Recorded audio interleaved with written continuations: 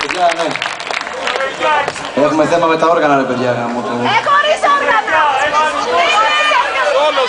Όλοι στα καμαρίνια.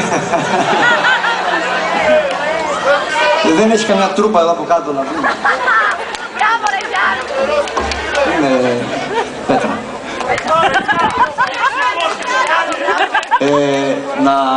Εδώ θα κάτσουμε βασικά, να κάνουμε ένα τσιγαράκι, απλά να κρύψουμε τα όργανα. Εμείς δεν παθαίνουμε τίποτα, φαντάζομαι. Και το ρεύμα, παιδιά, να μην πάθουμε τίποτα.